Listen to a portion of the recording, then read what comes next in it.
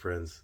Today, page 25 is continuing our missing persons segment, and we're going to touch a little bit more on Sylvester McCurry, as well as some other intriguing cases that happened around the same time. There's a phenomena taking place. People are mysteriously disappearing when they are out drinking with their friends, and most often these are young males, and only to be found often in areas previously searched, with the cause of death as hypothermia, drowning, or cold water immersion, something to that effect. Now, Sylvester McCurry Jr.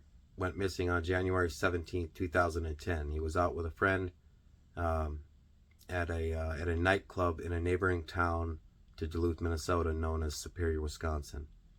They were separated at some point in the club, and he was ejected by security for falling asleep at a table. He was seen on video camera footage stumbling up against the side of the building before crossing the street out of view of the camera lens. And this is his last sighting. We had search parties organized from the very beginning, the next day, in fact. And there was helicopters and search parties, and police were investigating. They were using dogs, and he turned up in an area about 6-7 blocks from his hotel room, the opposite direction of his hotel room, in an area that it almost seems like he would have been spotted before if he would have been there the entire time. And his blood alcohol content was a 0.08. Because ethanol is a byproduct of decomposition, that means his blood alcohol content was higher than it was at the time of his death. In other words, he was less than a 0.08 at the time of his death. So why was he stumbling? You know, why was he falling asleep in a nightclub? And it was 20 below that night, negative 20 degrees. They did not dress for winter conditions. They were only 4 blocks away. I'm assuming they ran to the nightclub in the cold weather, as to not have to wear a jacket. Now how the security justifies ejecting someone that's falling asleep and seemingly intoxicated into 20 below weather conditions is beyond me. And this was Stargate nightclub at Builder's Saloon in Superior, Wisconsin, and they were no help from the very beginning. Didn't even want us on their property when we were organizing the search efforts. There are young men dying, and there are young men out there that have yet to be a victim of this phenomena. And if there's anything I can do to warn people or stop it, then I'm going to do it, because I lived this. And I've said it before. It's easy to say when you don't know the person, they must have drowned, must have slipped, must have hit their head, must have whatever. But when you know them, it's a different story. And I know my friend didn't walk across that ice, abandon his hotel room, his friend, his plans, and decide to walk across the ice, not the bridge, back to Duluth in 20 below weather, freezing conditions.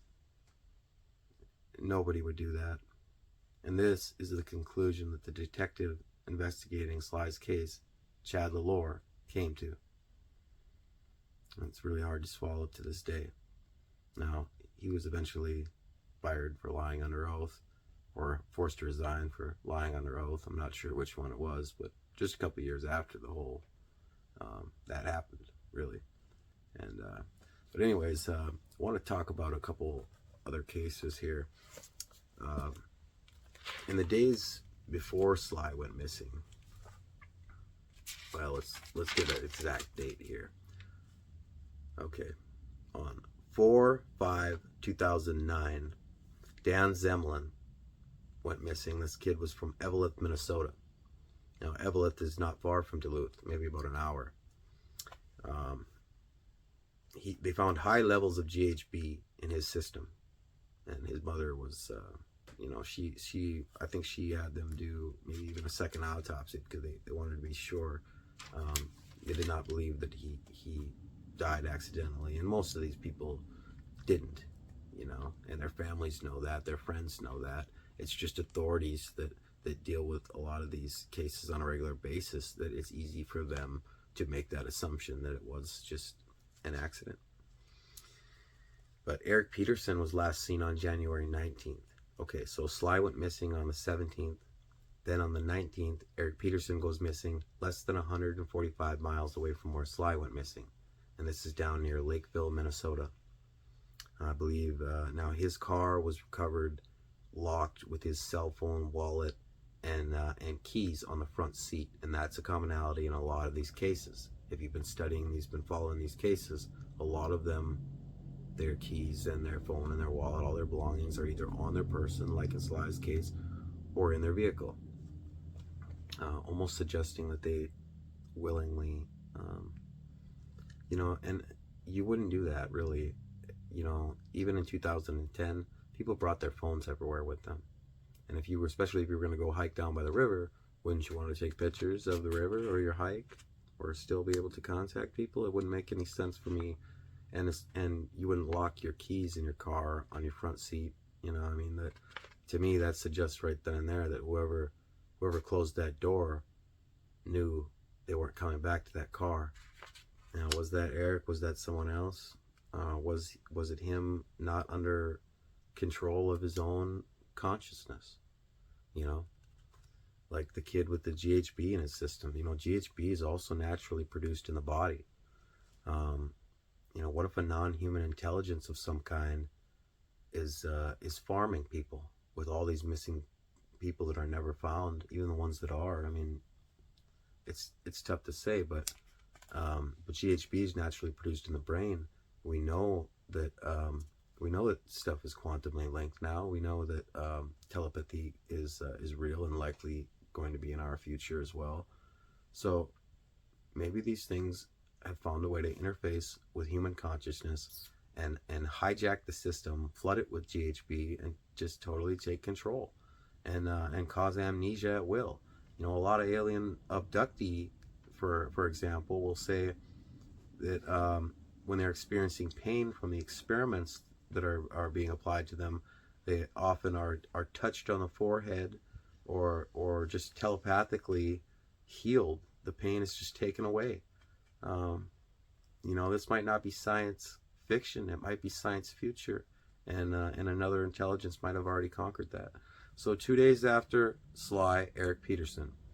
Okay, then that's on the 19th. Then on the 22nd, I believe, John Lucena down in Iowa, again off Interstate 35, within a day's drive of both Eric and Sly. Not saying that this was a person driving. I've long abandoned the idea that this was a single person or even a group of people. If you follow David Paulides and his series, and he's linked over 1,200 of these cases, and he says it's a worldwide phenomenon. It's not just a nationwide phenomena. So I'm just not convinced that we're dealing with murder at the hands of human beings. Now, I know that sounds out there for a lot of you, but that's what it's starting to look like. You had 3 disappearances within 5 days of each other in a 600-mile radius. That's not a coincidence to me. And a lot of people might say 600 miles is a lot, but it's not. I work in the transportation industry, and I drive for a living, and that's all I do. Drive border to border, coast to coast. It is a small country. It's a small planet.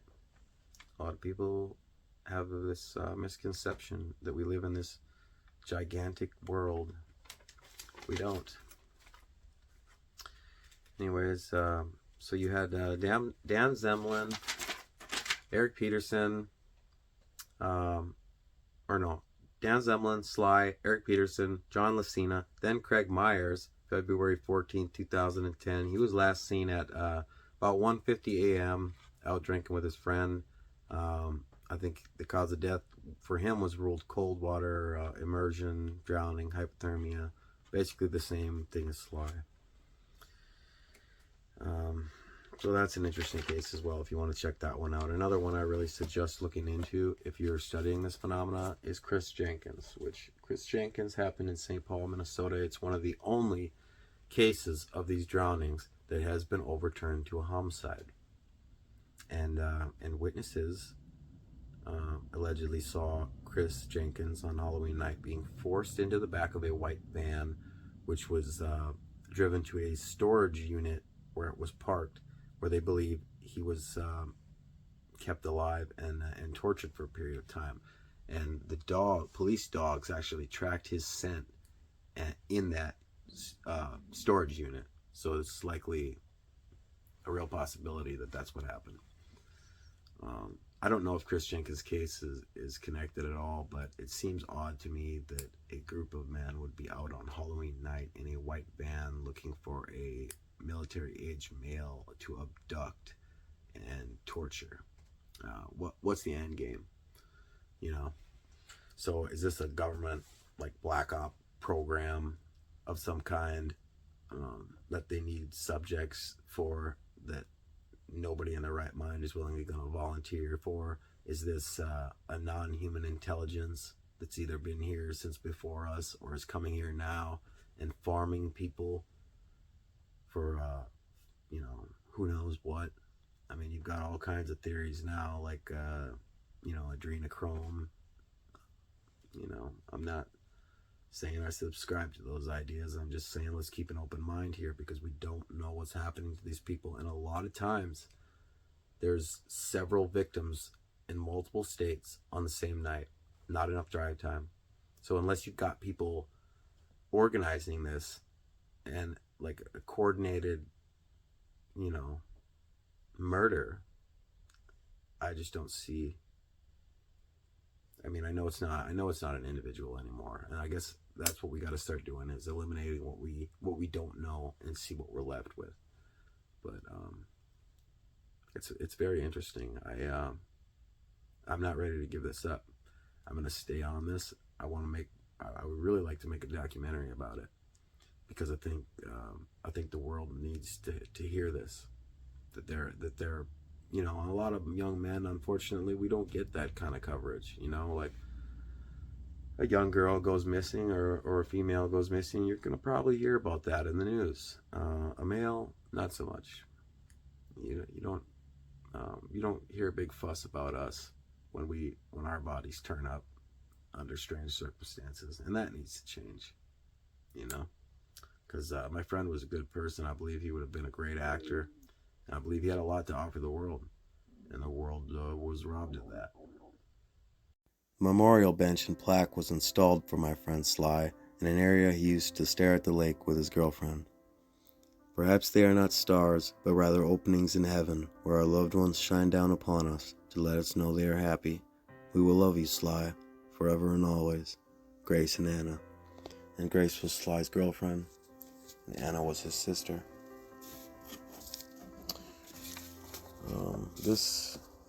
I got 2 of these because my best friend Joe recently passed away.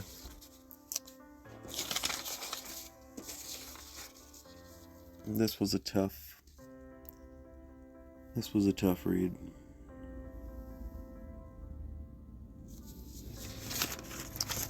It was the worst one was this one right here.